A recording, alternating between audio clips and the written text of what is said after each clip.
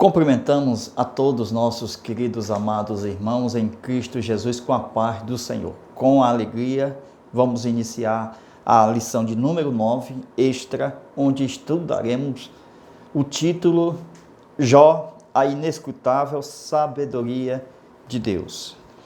Hoje nós vamos falar sobre a sabedoria de Deus, de acordo com Jó 28, versículo 20, que fala: de onde, pois, vem a sabedoria? E onde está o lugar da inteligência? Versículo 12. Mas onde se achará a sabedoria? E onde está o lugar da inteligência? Hoje o assunto é sobre a sabedoria divina. Amados irmãos, como nós havíamos dito na aula anterior, nós vamos dar continuidade levando para Isaías capítulo 11 e versículo 1 ao 3, ok? Mas a gente deixou aqui, dois versículos para nós observarmos, versículo 1 e o versículo 2, capítulo 11 de Isaías. Isso aqui é um candeeiro, como uma representação dos 7 Espíritos de Deus. Só há um Espírito. Mas quando a Bíblia fala dos 7 Espíritos, fala da manifestação múltipla que há num só Espírito de Deus. Por quê? Porque Isaías vai dizer: repousará o mesmo Espírito sobre ele, o renovo, Jesus. Então, aqui nós observamos o seguinte: Jesus receberá na sua vida os 7 Espíritos de Deus.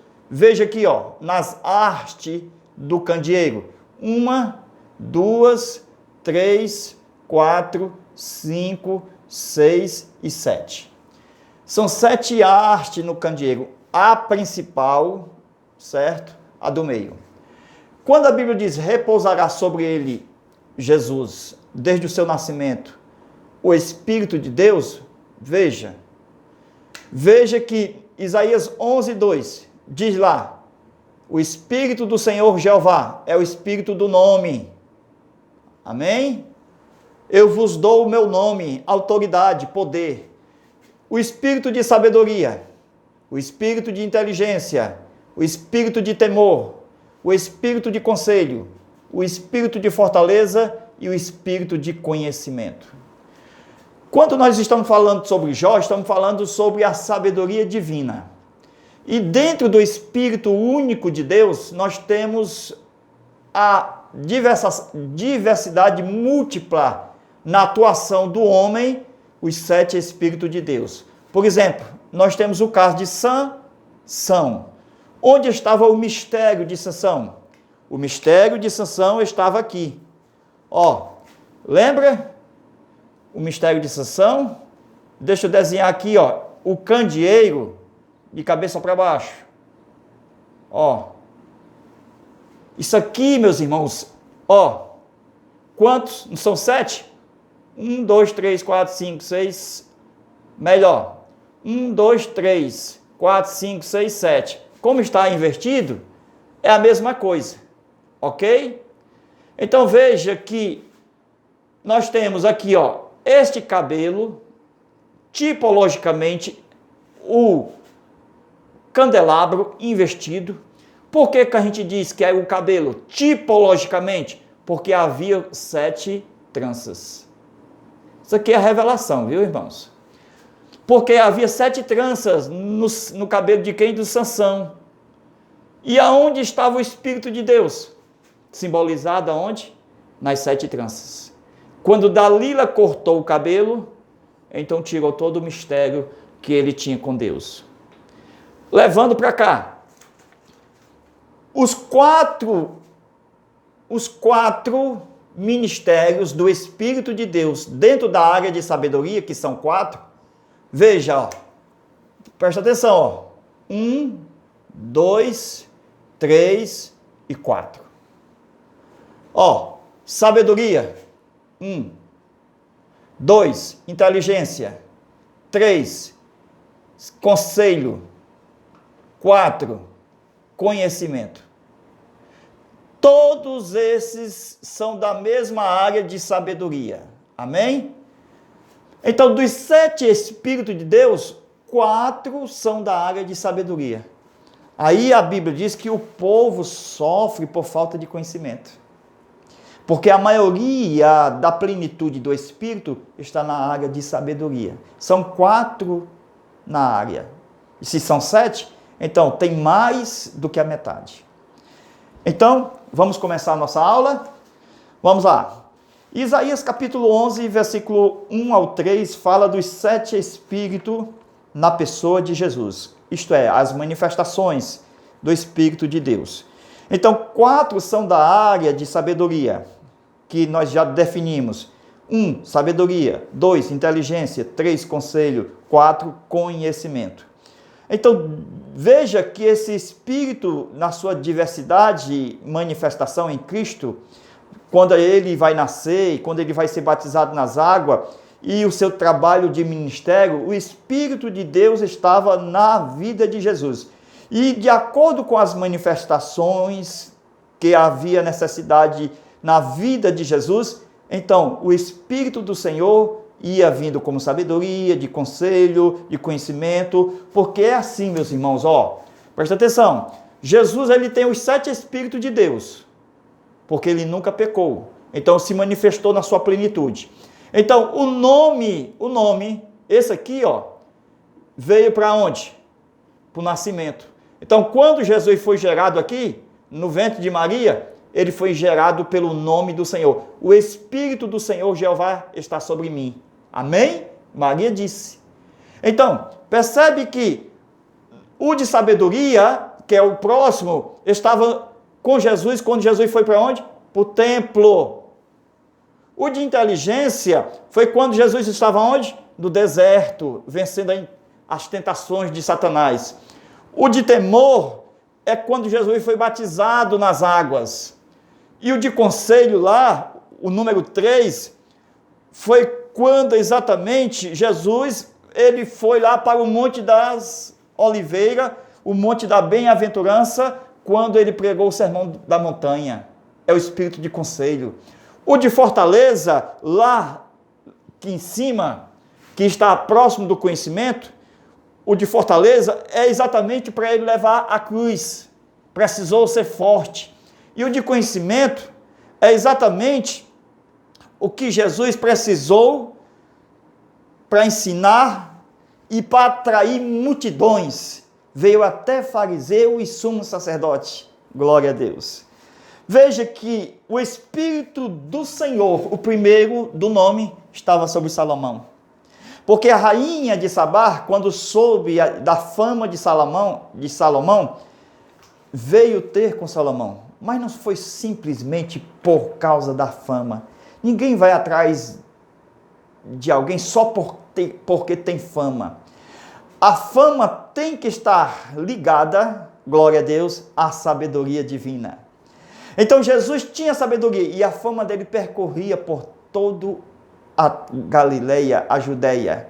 Então Jesus não andava com a fama ia na frente dele, glória a Deus. Então ele ficava com espírito de sabedoria. O que nós observamos é que quando a fama está concernente ao nome do Senhor, aí vem atraindo multidão, como Salomão atraiu a rainha de Sabá. Isto está em 1 Reis, capítulo 10, versículo de número 1. Então, nos dias de Jesus, como cachorrinhos, vinha os doutores da lei atrás de comida. E Jesus atraía por causa do Espírito do Senhor Jeová. É sobre mim. Isto é, desde o seu nascimento, na vida de criança, Jesus atraindo os discípulos e todos os doutores da lei. Veja o segundo, da área de sabedoria. Jesus começou a executar o seu ministério. E ele precisou julgar determinadas coisas quando os fariseus trouxeram a mulher adúltera. Veja que o juiz, ele tem que ter sabedoria. E Jesus disse, cadê os teus acusadores? Voltando à fita. Jesus, quando olhou para aquela multidão e viu que a mulher estava sendo acusada, Jesus poderia muito bem recorrer à lei. E de acordo com a lei, estava escrito que tanto o adúltero como a adúltera tinha que ser apedrejado. Mas ali só estava a adúltera. E cadê o adúltero? Jesus foi além da lei. Jesus poderia muito bem encerrar com a lei, mostrando que havia injustiça. Mas ele foi além da lei. Jesus colocou todos debaixo do pecado, Romanos 3:23, porque todos pecaram. Jesus mostrou que todos estão condenados em Adão. E Jesus está mostrando que há um caminho, porque Deus amou o mundo de tal maneira. Então ele coloca todos em Adão, mas quando ele se levanta depois de escrever a lei na terra, porque ali é um tipo da mesma mão que escreveu as leis de Deus na tábua de pedra, e levanta e diz: onde estão os teus acusadores? Então Jesus mostra que ele tem a graça de salvação para todos aqueles que nele creem. Então veja que Jesus tem o espírito de sabedoria, atraía doutores e fariseus e multidões. Então a sabedoria de Jó 28 é um dos espíritos de Deus na sua manifestação no próprio Jó, que se manifesta hoje em nós. Glória a Deus. Então, de acordo com o espírito de sabedoria, ele precisa estar naquele que vai julgar. Por exemplo, Salomão, ele precisou julgar um caso de uma mulher que tinha matado o filho e queria matar o outro filho, que não era dela, mas queria ficar com o filho. Levaram o caso para Salomão, julgar, mas a sabedoria e o espírito de sabedoria entrou em ação. Quando Salomão disse: parte o menino no meio, entrega metade para uma e a metade para outra, a que não era mãe disse logo, ou seja, a que era mãe, ela disse: não pode deixar o menino inteiro para ela cuidar, eu abro mão da minha metade. Salomão disse: está aqui a verdadeira mãe, esta aqui é a verdadeira mãe. Então o espírito de sabedoria junto com o discernimento, porque a sabedoria é um discernimento divino, glória a Deus. Então, não divide não, entrega tudo para ela, entrega o menino inteiro. A sabedoria sendo usado na hora certa. O espírito de fortaleza, ele atua nas horas das tribulações, quando nós precisamos de força, para quando estamos fracos e reconhecer a fraqueza. Aí Paulo diz: é quando nós estamos fortes, é quando a fortaleza de Deus encontra lugar, quando nós estamos fracos. Então, aqui nós observamos exatamente que o espírito de fortaleza se manifesta em nós. Então Deus envia o espírito de fortaleza para enfrentar qualquer luta, em qualquer circunstância e situação. Então Deus, para te levantar, para te não deixar se vencer pelas batalhas, para que você anima-te, faça as coisas, venha construir, venha edificar, venha ajeitar o teu quarto, ajeitar a tua sala, limpar a casa. Então ele precisa do espírito de fortaleza do Senhor. Ele precisa estar no Getsêmani. Então o espírito de fortaleza estava com Cristo. A alma de Jesus estava triste até a morte. Então o espírito de fortaleza estava com Cristo. Foi o espírito de fortaleza que venceu as forças do vento e do mar. Então Jesus, quando ele foi à cruz, ele foi como um cordeiro que não abriu a sua boca. É o espírito de sabedoria. Então Jesus crescia e se fortalecia no espírito, mas eles batiam no corpo de Jesus, mas havia o espírito de fortaleza dentro de Jesus, que fazia crescer, que fazia habilitar ele levar a cruz pesada. Louvado seja Deus. Então é bênção nós adquirimos esta sabedoria divina, porque quando nós estamos só em conhecer palavras e letras, somos uma pessoa simples e é bom ser simples, como as pombas, como Jesus veio como Cordeiro de Deus. Mas Jesus, ele mostrou que a simplicidade ela é boa, mas tem algo melhor para nós cativarmos, para nós procurarmos. Porque nem sempre a pombinha será pombinha. Um dia ela será, na visão de Deus, uma grande águia. Nem sempre o cordeiro continuará sendo cordeiro. Ele vai voltar como leão da tribo de Judá. Nem sempre será Saulo, será Paulo. E nem sempre será Simão, será Pedro. Não será apenas uma mente de peixe, mas será transformada numa mente de Cristo. Não será uma mente segundo a imagem de Adão, mas será segundo a imagem de Deus, a mente de Cristo. Tudo isto mostrando as diferenças que a sabedoria divina nos evangelhos registrados transforma um pecador, um Zaqueu, um Levi, em um grande homem evangelista, missionário na obra de Deus e salvo na pessoa de Jesus. É isto que Jesus faz, nos transforma, e no processo de transformação é o processo do sofrimento em glória, em coroa de vida, de vitória, em coroa incorruptível, em coroa real. Glória a Deus. Então, Provérbios capítulo 9, versículo 1. A sabedoria já edificou a sua casa. Glória a Deus. Aí começa a mostrar uma tipologia de Jesus no Antigo Testamento. Porque quando a gente fala em sabedoria, o livro de Provérbios é o livro top de manifestações da sabedoria de Deus. Aí nós temos lá, a sabedoria edificando a sua própria casa, lavrou as suas 7 colunas. Então a sabedoria, ela está lavrando as 7 colunas na sua casa e ela vai convidar os simples a participar de uma ceia.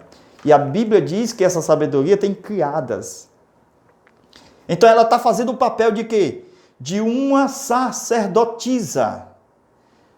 Embora a sabedoria seja feminina, ela exemplifica o masculino, que é Jesus. Por quê? Porque quando Jesus foi enviado, ele diz, a graça feminina foi manifestado masculino a todos os homens. Glória a Deus, a graça feminino foi manifestado masculino a todos os homens. Glória a Deus. Então veja que uma visão de Cristo no dia da ceia está dentro da sabedoria de Provérbios. É só ler o texto. Quando ela vai lavrando as 7 colunas, aí ela imolou 7 animais, ela misturou o vinho e preparou a sua mesa. E fez o convite aos simples, vem aqui, vinde comer do meu pão, bebei do meu vinho. Este vinho aqui é um vinho da ceia do Senhor. A sabedoria está servindo a ceia. É a mistura quando nós vamos participar da mesa do Senhor. E essa mistura do vinho, ela é vista aonde? Quando o soldado colocou a lança do lado de Jesus e a Bíblia diz que saiu sangue e água. Glória a Deus. Por isso que na ceia tem que lavar as mãos, tomar o cálice, comer o pão. Então, a sabedoria está no singular, mas está falando de Jesus no masculino. Então, ela está nos convidando à sua mesa. Isso significa o quê? Significa que nos dias de Jesus, Jesus disse, vai ter um homem que está preparando a mesa no cenáculo, mas tem um homem do cântaro que vai levar água para lavar os pés dos discípulos, e vai ser ali a ceia da Páscoa, mas eu vou instituir a última Páscoa, e vou instituir a primeira ceia do Senhor. Glória a Deus. Então Jesus inaugura a ceia, após comer por última vez a Páscoa. E as suas criadas, Provérbios capítulo 9, são os discípulos de Jesus. Então, quais as 7 colunas da sabedoria? Aqui já estamos falando de colunas. Olha, aqui é a manifestação dos 7 espíritos. Então, quais as 7 colunas da sabedoria? Vamos lá? Vamos, primeira coluna está em Tiago 3,17. Porque diz que a sabedoria é pura. Então, primeiro lugar, a natureza da sabedoria, ela é pura. Como a água que bebemos, tem que ser pura, senão não serve. Então, não tem cor, não tem cheiro, mas é essencial e está ali guardada em Deus. É o segredo da sabedoria, da sua natureza ser pura. Ok? Então, Tiago 3,17 responde à pergunta de Jó. A sabedoria que vem do alto é primeiramente pura, porque é a natureza dela ser pura. A Bíblia diz que ela já lavrou as suas 7 colunas. Quais? Vamos lá? Começando aí. A primeira coluna a ser lavrada, pacífica. Por quê? Porque ela vai produzir a paz. É a paz em movimento. É a paz andando. É a paz fazendo. Não é só a paz, é a paz criando. Então, no Facebook está cheio de irmãos brigões. Lembra daqueles comentários que você vai lendo, tu nem comenta, porque não há paz. Só há os da esquerda brigando com os da direita, irmãos carnais. Então, não há paz. A primeira coisa que deve ser lavrado é a paz. Todos as suas respostas têm que ser pacíficas. É difícil? É, mas é onde nós vamos receber o trono. Glória a Deus. Glória a Deus. Porque Jesus desceu do céu, foi mudo até o matadouro. E não reagiu às afrontas. Tu acha fácil reagir à afronta? Não é fácil. Temos que lutar todo dia para não reagir a uma afronta.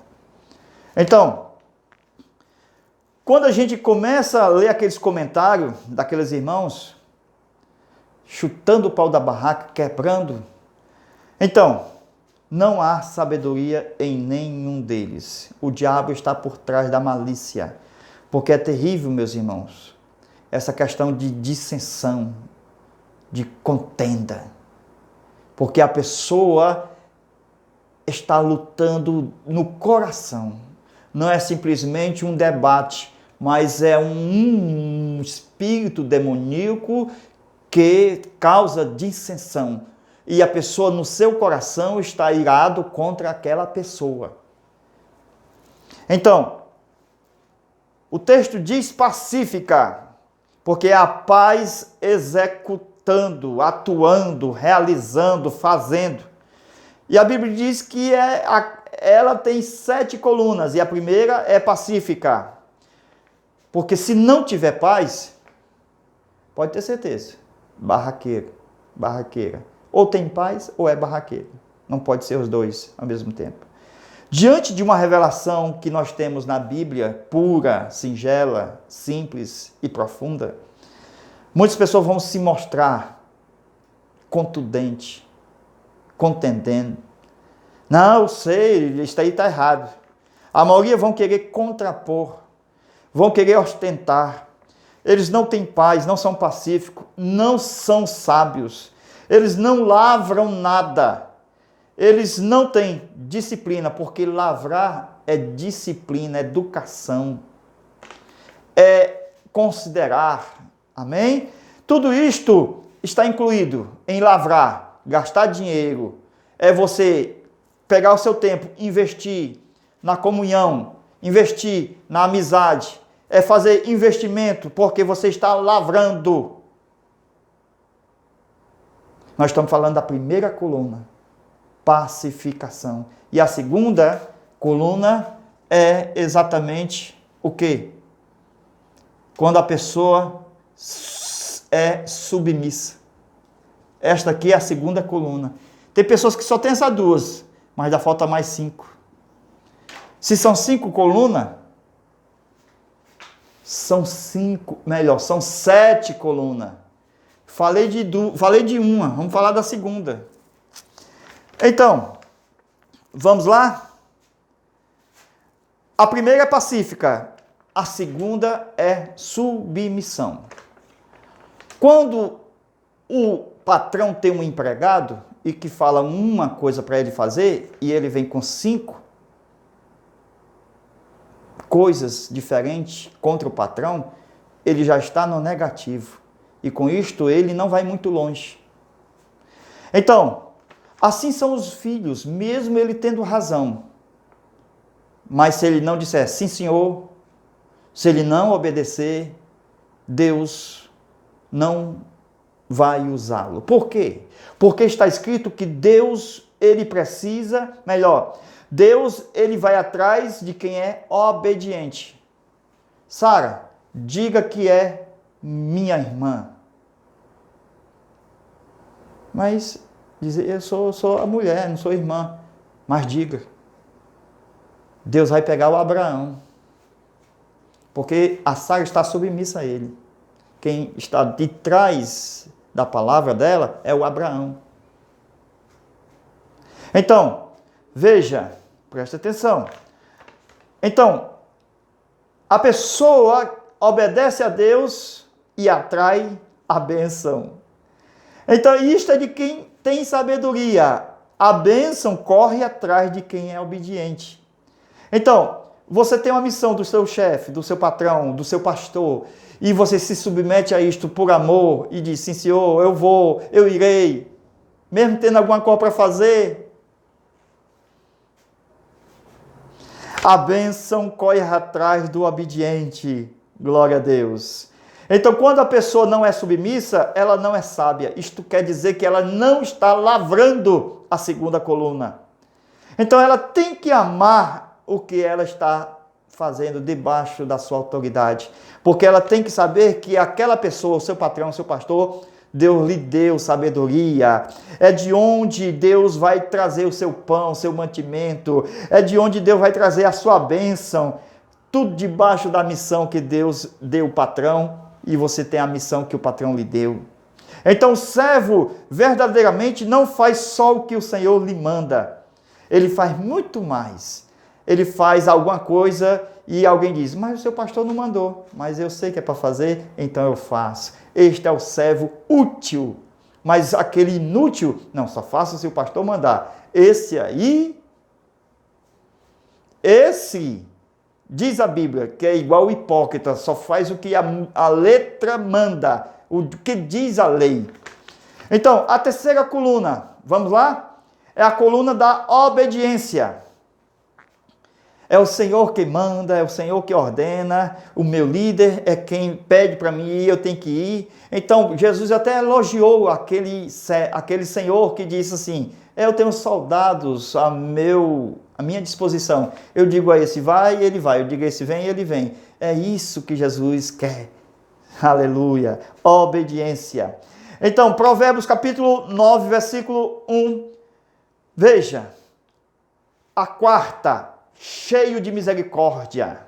Tem pessoas que são muito duras, aí depois usa a misericórdia. Tem que ser cheio de misericórdia. A quinta, tem que ter bons frutos. Se é oliveira, tem que dar oliva. Se vamos dizer, romeira, videira dá uva. A romeira dá romã. E assim por diante. Então, você não pode jamais deixar de fora de ter essas 5 colunas. Esta quinta coluna, o fruto do Espírito. É onde as pessoas não vão chamar a sua atenção, porque você se antecipa e faz aquilo que deve ser feito. Amém? A sexta coluna é sem dissensão. Pessoa que não provoca desacordo. Porque este que provoca desacordos estão dentro dos leigos e loucos, que faz tudo com dissensão. Para ele, se não brigar, ele não para. A sétima, sem hipocrisia. Isto é, não tem aquele pedaço de cera. Amém? Então a dissensão, o que é dissensão? É um preconceito do coração que a pessoa tem contra a pessoa.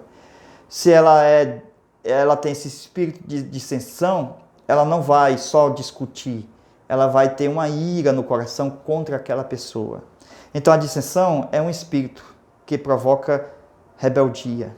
Não é simplesmente discordar. A dissensão é porque você não gosta da pessoa e por causa da inveja, ela discorda. Ela discorda. Amém?